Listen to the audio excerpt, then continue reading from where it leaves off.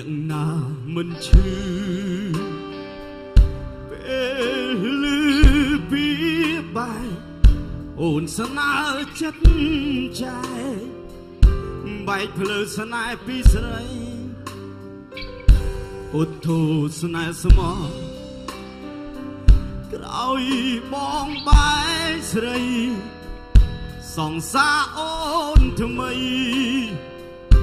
ជាពូសន្តិសុខពូសន្តិសុខ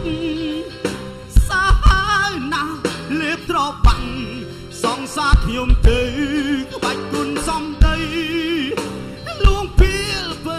អូនលងទៅជ្រុលទាំងកាយាស្ទាវខ្ញុំលយកាប់ត្រូវខ្ចប់បាំងពូសន្តិសុខគុំរូជើងឯកខាងយាមតូបបន្ទប់ផ្សារបាទពូបដូរសង្សារមហាសែនដូបកែងហើយបងប្អូនសូមពូអាសូឲ្យសង្សារខ្ញុំវិញមកណាពូសន្តិសុខពូសន្តិសុខសាហាវណាស់លេបត្របាំងសង្សារខ្ញុំទៅក្បាច់គុណសំដីលួងពីលពើអូនលងទៅជ្រុលទាំងកាយា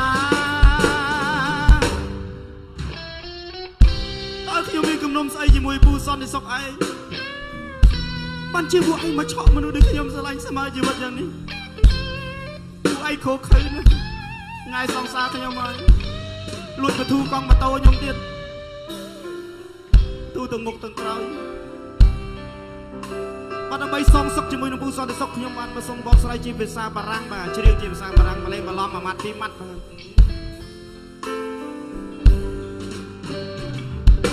ទៅស៊ីបាឡាត់ពុយ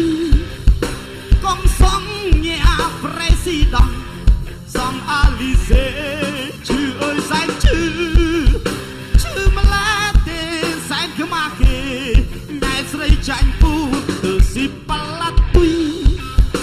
កងសងញ៉ាប្រេស៊ីដងសងអាលីសេឈឺអើយសែនឈឺម្លាទេសែនខ្មាស់គេញ៉ែស្រីចាញ់ពូ